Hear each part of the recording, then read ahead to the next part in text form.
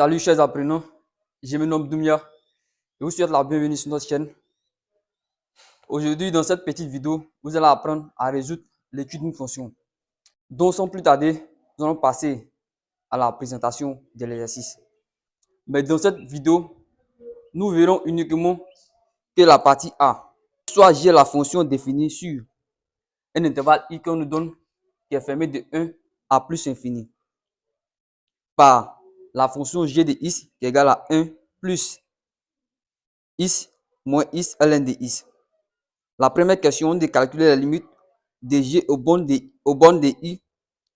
La seconde question, d'étudier le sens de variation de g, puis de dresser son tableau de variation. La question 3, on de démontrer que l'équation g de x égale à 0 admet une unique solution alpha sur l'intervalle i. Notre intervalle ici, c'est toujours fermé de 1 à plus infini. La question 3 également, on de vérifier que alpha appartient à 3,5 ouvert en 3,5 également ouvert en 4. Et enfin, la dernière question, on déduit de ce qui précède le signe de g sur l'intervalle i qui est fermé de 1 à plus infini. Donc, chers apprenants, après avoir présenté l'exercice, nous allons passer à la correction de l'exercice. Comme je dis toujours, tout le monde a ses difficultés.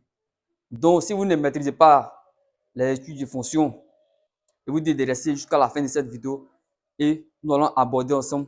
Et après cette vidéo, vous n'aurez plus de problème si études de fonctions, si Dieu le veut. Comme on dit toujours, la répétition elle est pédagogique. Ici, notre exercice est divisé en 3 parties. Nous avons la partie A, la partie B et la partie C. Pour ne pas que la vidéo elle soit très longue, et décide au lieu de faire uniquement que la partie A. Dans les jours à venir, nous ferons la partie B et la partie C. La première question, calcul des limites aux bornes de i. Voici notre ensemble de définitions ici, i, qui est fermé de 1 à plus infini. Calculer la limite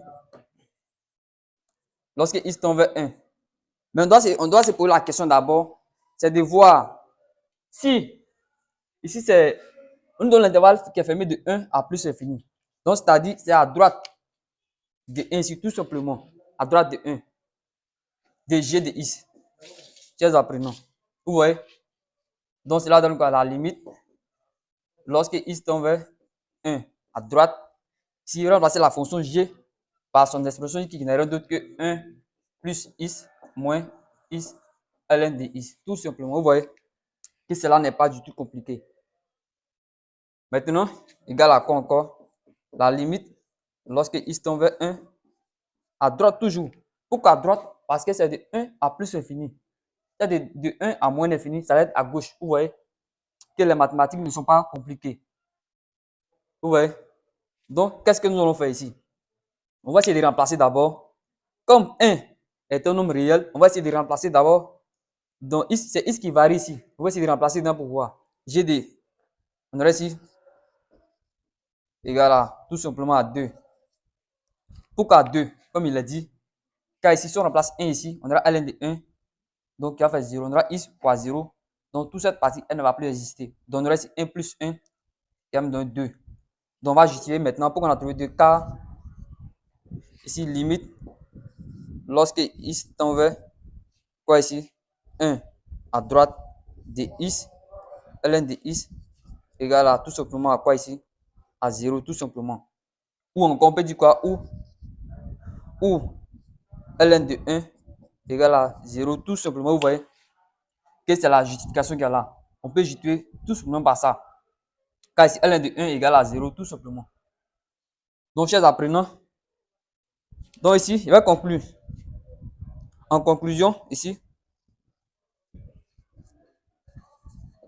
en conclusion, la limite lorsque x tend vers 1 par valeur supérieure de g de x égale à tout simplement à 2.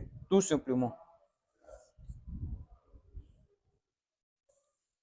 Ouais. La limite lorsque x tend vers 1 par valeur supérieure de g de x, on trouve 2.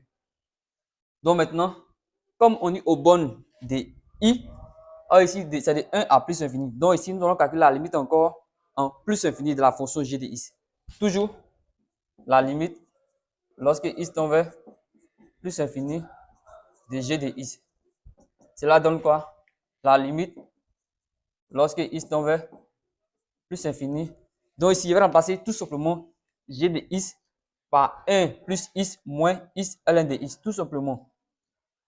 Ici, 1 plus x moins x ln, ici ln de x, tout simplement. Vous voyez, cela n'est pas du tout compliqué. Donc ici, qu'est-ce qu'on va faire? Pour calculer une limite, la première des choses que vous devez avoir en tête, toujours c'est de remplacer d'abord. On dit x tend vers quoi? Plus infini. Donc on va remplacer x par plus infini pour voir si nous n'avons pas une forme indéterminée. Pour calculer une limite, c'est ça que vous devez avoir en tête. Toujours, avant de calculer une limite, remplacez d'abord pour voir si vous n'avez pas une forme indéterminée. Donc, qu'est-ce qu'on va faire d'abord? Ici, si on remplace ici, on sait quoi? Ici, toute cette partie ici, si on calcule la limite lorsque x tend vers plus infini de cette partie ici, on aurait ici plus infini ici. On va se poser la question encore. Ici, si on calcule la limite de ln de x en plus infini ici, ici encore, qu'est-ce qu'on va trouver ici? En plus infini ici, on aura quoi ici? On aura en plus infini de ln de x, on aura plus infini. Ici, on a un moins ici encore. Ici, lui va donner, ici, on peut séparer ici. Donc, ici, on aura ici moins infini fois plus infini. Donc, on aura ici, par multiplication, on aura ici moins infini. Ici, on aura ici plus infini. Donc, c'est comme ici, on a une forme indéterminée du type infini, infini. Donc, ici, comme on a une forme indéterminée, qu'est-ce qu'on va faire pour pouvoir lever l'indétermination? C'est comme ici, on aura ici moins infini ici. Donc, ici, on aura ici infini, plus infini, moins infini. C'est comme c'est une forme indéterminée. Donc, comment faire pour lever l'indétermination? Ici, vous avez plusieurs méthodes. Ça vous dit ça va maintenant. Si vous avez une forme indéterminée, comment posez-vous la question, comment vous allez faire pour pouvoir lever l'indétermination? Tout simplement. Donc, ici, moi, ma méthode à moi, qu'est-ce qu'elle fait? La limite, lorsque x tend vers plus infini de g de x, qui est égal encore à la limite, lorsque x tend vers plus infini. Ici, qu'est-ce que moi, je vais faire ici? Moi, ma méthode à moi, qu'est-ce que je vais faire? Tout simplement. Avec 1 plus quoi ici? Si je mets x en facteur ici, tout simplement. Facteur de quoi ici? 1 ici, et mis x en facteur, donc il reste ici moins ln de x, tout simplement. Ici, si vous développez, vous tombez sur cette forme qui est là. Voici la forme factorisée qui est là. Si vous développez, vous trouvez toujours la forme qui est là. La forme développée, voici la forme développée qui est là. Ça, c'est la forme factorisée. Donc, qu'est-ce que moi, je vais faire maintenant? Ici, je vais essayer de calculer la limite pour voir maintenant. Ici, la limite, lorsque x tend vers plus infini de ln de x, cela donne quoi ici? Cela donne plus infini. Cela donne plus infini. Alors, ici, on a un moins qui multiplie ici. Donc, qu'est-ce qu'on peut dire? On peut dire la limite, lorsque x tend vers plus infini, la fonction g de x égale à quoi? Tout simplement à moins infini. Car on va justifier pourquoi on a trouvé moins infini. Car ici, la limite, lorsque x tend vers plus infini de ln de x, cela donne ici plus infini. Comme cela donne plus infini, oh, ici on a un moins ici, tout simplement. À cause de ça, on trouve moins infini. Voici la justification qu'elle a. Elle est très très simple. Donc, chers apprenants, après avoir fini avec la première question, qui était de calculer la limite aux bornes de i de 1 à droite de 1 et en plus infini. Ici, quand on calcule la limite, ici, à droite de 1, on a trouvé 2. Et en plus infini, nous avons trouvé moins infini. Nous allons passer maintenant à la seconde question. La seconde question nous dit d'étudier le sens des variations de G, puis de dresser son tableau de variations. Comme le nom l'indique, sens des variations. C'est pour voir si la fonction elle est croissante, strictement croissante ou strictement décroissante. Donc, avant de répondre à cette question, d'abord, ici, vous devez d'abord dériver la fonction g de x. Après avoir dérivé la fonction g de x, on va étudier maintenant le signe de la dérivée et enfin répondre à la question posée. On va chercher d'abord la dérivée de la fonction g sur l'intervalle i. Donc, qu'est-ce qu'on va dire la phrase maintenant? G est dérivable sur maintenant comme c'est sur I, sur l'intervalle, notre I ici, qui est égal à l'intervalle fermé de 1 à plus infini. Vous voyez, et quel que soit maintenant X appartenant à I, maintenant notre G' va nous donner quoi? G' de X égale à quoi ici? Tout simplement. Ici, on va prendre la fonction G de X. On va la dériver. On aurait dit 1 plus X moins X ln de X, tout simplement, la dérivée. Vous voyez que cela n'est pas du tout compliqué. On va chercher maintenant la dérivée de la fonction G de X égale à quoi ici? G' de X. Vous voyez? Maintenant, si je dérive le 1, c'est que la dérivée d'un réel, ça fait 0. Et X, comme ici, X varie ici, la dérivée de X, c'est 1. Donc, on reste 1 ici. Maintenant, ici, nous avons la dérivée des produits ici. Fonction produit UV. Donc, avant de commencer, je vais faire juste un rappel. Si vous avez UV dérivé ici, vous faites dérivé de U multiplié par V, plus encore, vous faites la dérivée de V, après vous multipliez par U, tout simplement. Donc, c'est ça que nous allons appliquer ici. Donc, notre U ici, donc comme on a moins, donc avant de commencer, je vais mettre ici, on va faire ensemble. On a moins X ln de X, tout simplement. Dérivé. Donc, avant de commencer, moi, je vous conseille de mettre le moins en facteur, tout simplement. Donc, égal à quoi? Moins facteur de X ln de X. Ou dérivé. Vous allez trouver quoi ici?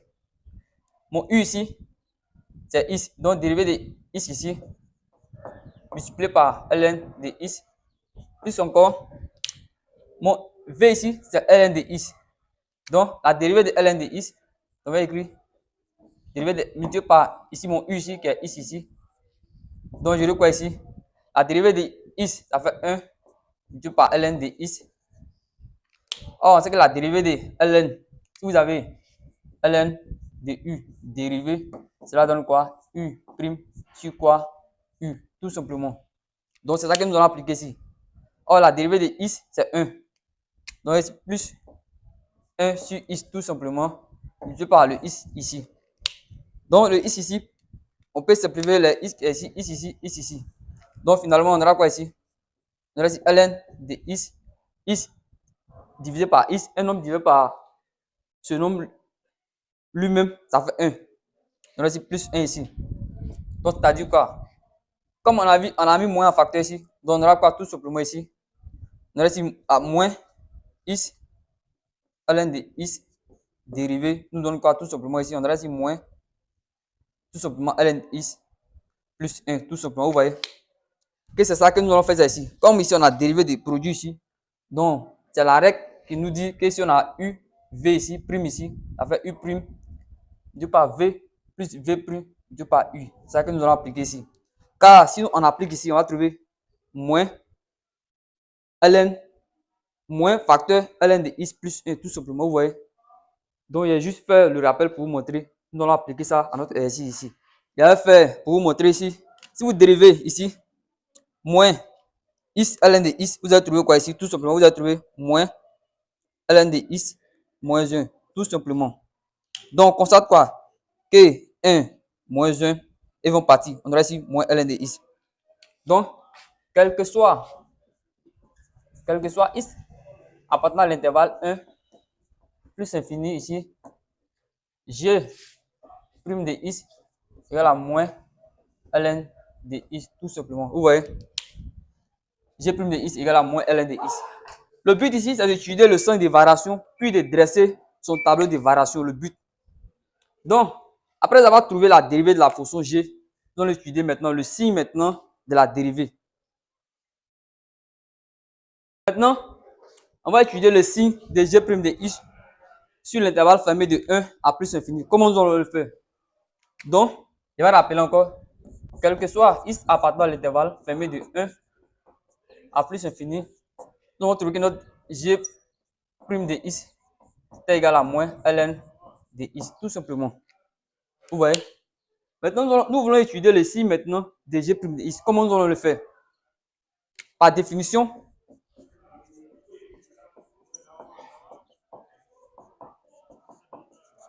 par définition, quel que soit x appartenant à l'intervalle ouvert de 1 à plus infini, nous savons que ln de x est strictement supérieur à 0. Ça, nous le savons. Maintenant, on regarde bien d'abord la dérivée, l'expression de la dérivée de g de x. G de x, on a trouvé moins ln de x. Or, ici, nous avons ici quoi? Nous avons ici ln de x. Donc, on va ajouter un moins ici. Donc, cela implique quoi? Si on ajoute un moins ici, cela implique on va multiplier ici par un moins, cela par un moins. Or, ici, si on multiplie par un moins ici, le signe de l'inégalité va changer de sens ici. Donc, c'est moins ln de x qui est tout simplement, qui est strictement inférieur à 0. Ouais. Donc, par conséquent, qu'est-ce que nous pouvons dire?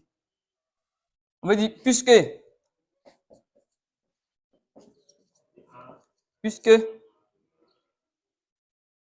g' de x est strictement inférieur à 0, alors g est strictement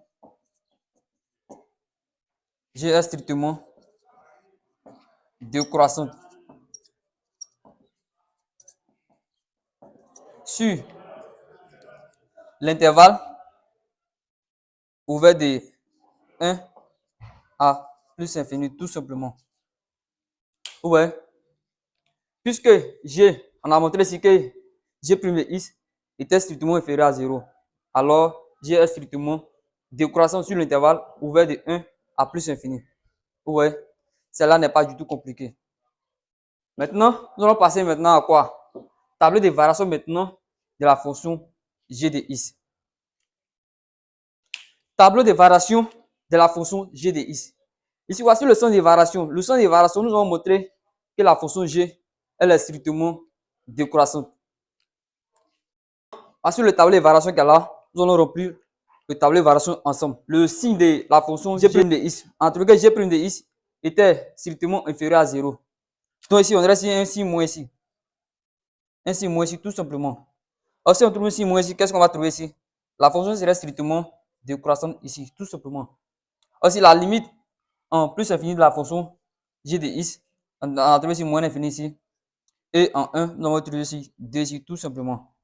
Donc, chers apprenants, voici notre tableau de variation de la fonction g de x. Nous allons poursuivre avec la suite de l'exercice.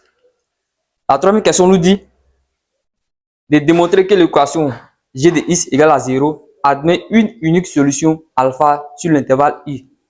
Si notre intervalle ici est de intervalle fermé de 1 à plus infini. Démontrons que g de x égale à 0 admet une unique solution alpha sur l'intervalle i. Comment on le fait? Elle est simple. Et rappelez le tableau de variation ici, parce que ce tableau va nous aider à répondre à la question. Nous allons montrer ici que la fonction g de x est strictement décroissante sur l'intervalle 1 à plus infini. Donc ici, parce qu'on nous a donné l'intervalle ici, qui était fermé en 1. Donc moi, j'ai ouvert l'intervalle ici. Donc c'est comme le n n'appartient pas. G est continu. Pourquoi la fonction g est continue? Parce qu'on nous dit simplement que la fonction g est dérivable. Donc ici, je peux dire ici k dérivable. K dérivable, tout simplement. Voici la justification qu'elle a. Si vous mettez que la fonction g elle est continue, et puis on vous demande pourquoi la fonction g elle est continue, vous dites parce que la fonction g elle est dérivable. C'est pour ça que la fonction g elle est continue.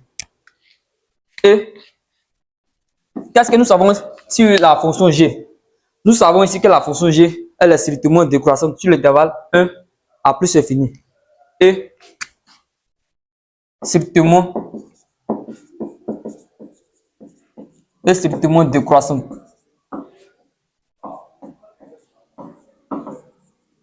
Est strictement décroissante sur l'intervalle ouvert de 1 à plus infini. Qu'est-ce que nous allons dire? La fonction g est strictement décroissante sur l'intervalle ouvert de 1 à plus infini. Donc cela veut dire quoi? Cela veut dire tout simplement que donc elle, la fonction g réalise une bijection 2. Notre intervalle ici qu'on nous a donné de 1 à plus infini vers maintenant que l'intervalle de moins l'infini à 2. C'est comme c'est l'image de l'intervalle qui est là qui nous donne moins l'infini, de moins l'infini à 2 tout simplement. Donc vers, maintenant on commence du plus petit vers moins l'infini à 2. Donc qu'est-ce que nous allons dire encore? Or, on voit que 0 appartient à notre intervalle qui est ici. Ouais, cela est très simple à démontrer. La question est de démontrer que g de x admet égal à 0 admet une unique solution alpha sur l'intervalle i. Donc voici la démonstration. Or, on constate quoi? Or 0 qui est là appartient, or 0 appartient à l'intervalle de moins l'infini à 2. D'où l'équation g de x égale à 0 admet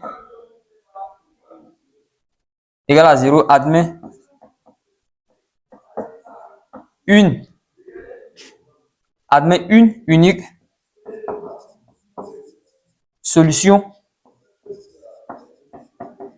unique solution alpha sur notre intervalle ici i en question.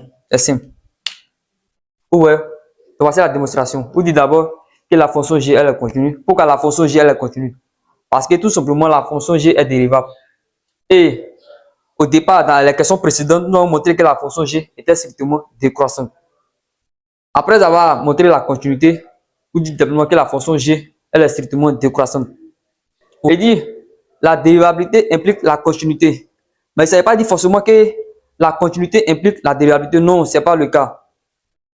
Donc voici la démonstration que là, nous allons montrer que la fonction g est continue car elle est dérivable. Et maintenant, la fonction g était strictement décroissante sur l'intervalle ouvert de 1 à plus infini. Donc, vu toutes les informations que nous avons dit en haut ici, ça veut dire quoi? Ça veut dire que donc la fonction g de x réalise une bijection de notre intervalle ici qui est ouvert de 1 à plus infini vers maintenant son image maintenant f de l'intervalle qui est là, qui n'est rien d'autre que l'intervalle ouvert de moins l'infini à 2. Or maintenant, 0 appartient à notre intervalle ici, de moins l'infini à 2. Donc, l'équation g de x égale à 0 admet une unique solution alpha sur l'intervalle i en question, qui n'est rien d'autre que l'intervalle ouvert de 1 à plus infini. Après avoir fini avec la question 3, la question 3 est divisée en deux parties. Ici, on dit de vérifier que alpha appartient à l'intervalle ouvert de 3,5 et à 4. Comment nous allons faire cela? Vérifions que alpha appartient à l'intervalle ouvert de 3,5 et à 4. Tout simplement, on va calculer g de 3,5 et g de 4.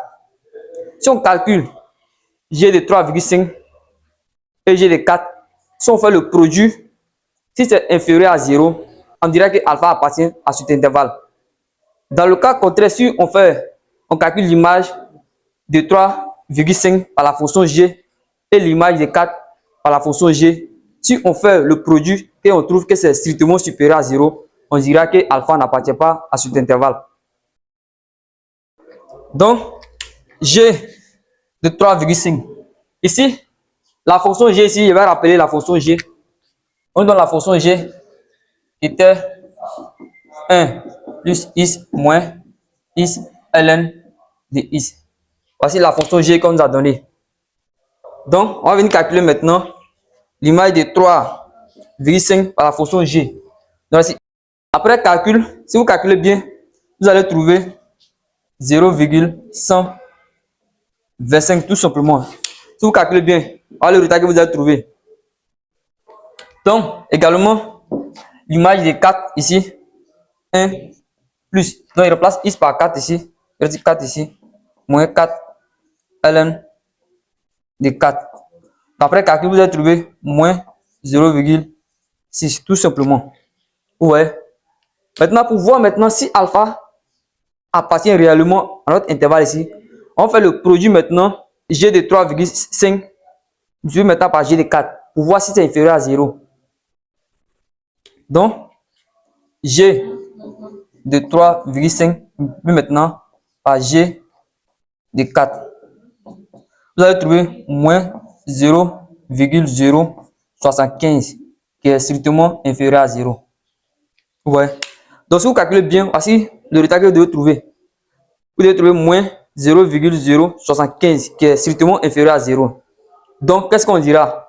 On va dire maintenant tout simplement, on dit d'où alpha appartient bel et bien à notre intervalle ici, 3,5 et 4 tout simplement. On a montré que alpha appartient bel et bien à notre intervalle ici, qui est de 3,5 à 4 ici. Pourquoi alpha appartient à notre intervalle ici? Parce qu'on a fait le produit de G de 3,5 et G de 4. On a trouvé que c'était strictement inférieur à 0.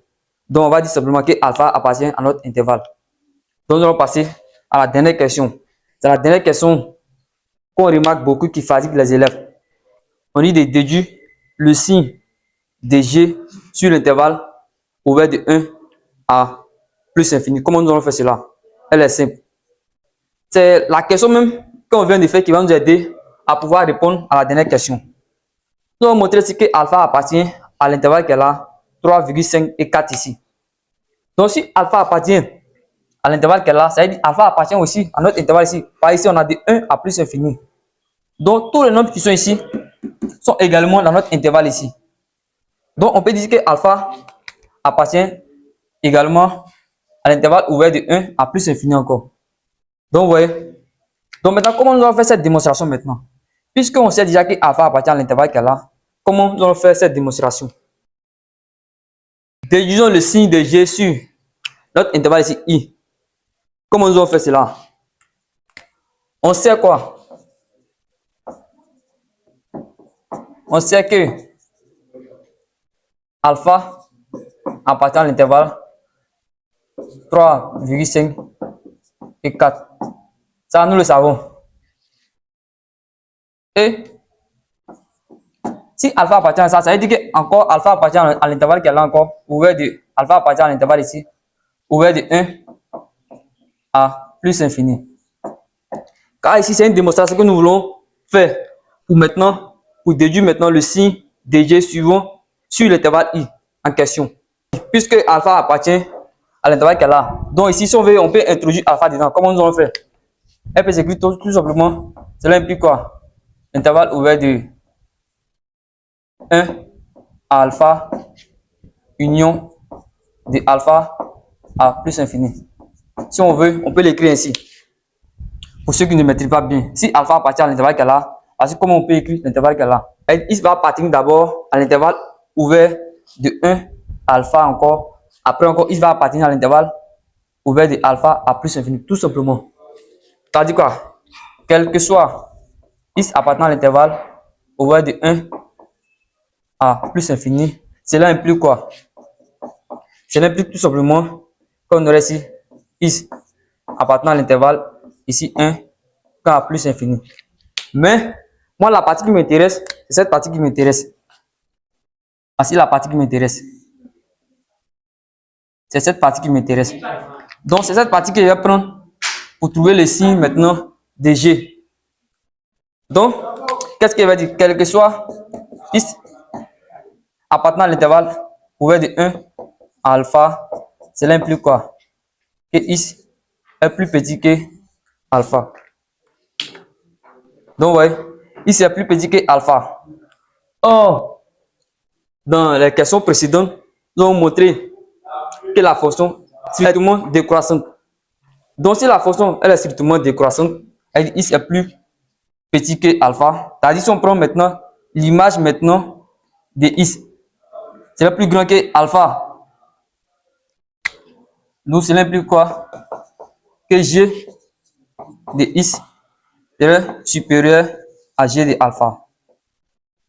Or, dans la question, nous allons montrer ici que alpha, si je me rappelle bien, ici on dit l'équation g de x égale à 0 a donné une unique solution alpha. Cela veut dire quoi? Cela veut dire que g de alpha égale à 0. Or, g de alpha ici égale à 0. Donc, si je remplace g de alpha par 0, Donc, quel que soit x appartenant à l'intervalle ouvert de 1, cela implique que g de x est strictement supérieur à 0, tout simplement. Car ici, g de alpha égale à 0. Donc, il remplace g de alpha par 0. Donc, quel que soit x appartenant à l'intervalle ouvert de 1 à alpha, g de x est strictement supérieur à 0, tout simplement. Ouais, c'est une démonstration que vous devez maîtriser. Elle est simple. Donc, nous allons passer maintenant à l'intervalle maintenant. Ici, on a fini avec l'intervalle qu'elle a de 1 à plus infini. Maintenant, nous allons attaquer l'intervalle de alpha à plus infini. Donc, quel que soit x appartenant à l'intervalle ouvert de alpha à plus infini, qu'est-ce que nous allons faire? On va essayer d'écrire sous forme d'inégalité. Ouais. Mais la partie plus infinie ne m'intéresse pas beaucoup. Mais pour les débutants, je vais essayer d'écrire sous forme d'inégalité. Et je vais, comme il est fait ici, la partie 1 ne m'intéresse pas, il est laissé. Donc ça, je vais faire. Cela implique quoi? Que x appartient à l'intervalle ici, alpha ici, à plus infini ici. Mais la partie plus infinie ne m'intéresse pas. Si vous maîtrisez, à chaque fois que vous pouvez sauter cette partie. Ouais. La partie plus infinie ne m'intéresse pas beaucoup. Donc, il laisse la partie qui est là. Donc, il va dire quoi? Quel que soit x appartenant à l'intervalle ouvert de alpha à plus infini, cela implique quoi? Que alpha est plus petit que x. Ici, on peut réécrire. Si on dit alpha est plus petit que x, ça veut dire x est plus grand que alpha. Donc, si on veut, on peut réécrire. Ou ici, alpha est plus grand. Pardon, ou x est plus grand que alpha. Donc, cela veut dire quoi ici? On a dit que alpha est plus petit que x. Si on veut réécrire encore pour les gens, parce que ça commence souvent, ça fatigue les gens. On dit alpha est strictement inférieur à x. Donc, ça veut dire quoi encore? Ça veut dire que x est plus grand que alpha. C'est monsieur. Donc, comme on a démontré dans la question précédente que la fonction g était strictement décroissante, donc g de x serait comment par rapport à g de alpha. Dans le cas, si la fonction elle était strictement croissante, ce ne serait pas le cas d'ici. Donc, ce n'est pas un exercice que vous devez apprendre par cœur. Vous devez maîtriser la méthodologie. Ce n'est pas comme on a fait dans ce cas, à chaque fois c'est comme cela. Non. Dans le cas, la fonction, elle peut être strictement croissante. Ici, nous avons une fonction qui est strictement décroissante. Voilà, si vous avez une fonction qui est décroissante, comment la chose fonctionne? Que x est strictement supérieur à alpha. Donc, si je prends l'image ici, cela veut dire quoi? Que g de x serait comment par rapport à g de alpha? Serait inférieur à g de alpha, tout simplement. Ouais, parce que la fonction g, elle est strictement décroissante. Si la fonction g était strictement croissante, ce ne serait pas le cas. Puisque la fonction g, elle est strictement décroissante, tout simplement, l'image de x par la fonction g serait strictement inférieure à l'image de alpha par la fonction g. Or, ici, g de alpha égale à 0, tout simplement. Ça, nous le savons.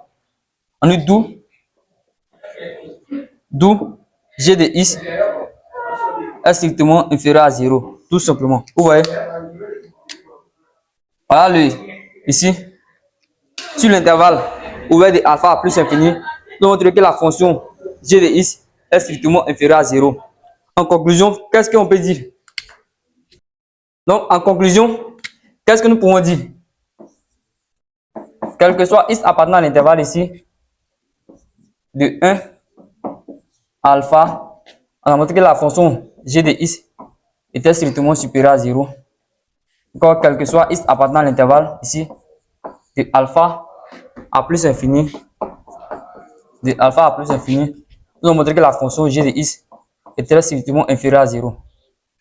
Chers apprenants, nous avons déduit maintenant le signe de g sur l'intervalle i en question. On va aller les différents signes ici. Sur l'intervalle 1, alpha, g de x est strictement positif. Et ici encore sur l'intervalle alpha à plus infini, g de x est strictement inférieur à 0. Donc, chers apprenants, voici la partie 1. Elle prend fin ici. Dans les jours à venir, On fera la partie B ainsi que la partie C. Donc, si vous avez aimé, n'hésitez pas à vous abonner et d'activer la cloche de notification pour recevoir nos prochaines vidéos. C'était Doumia, on se dit à la prochaine.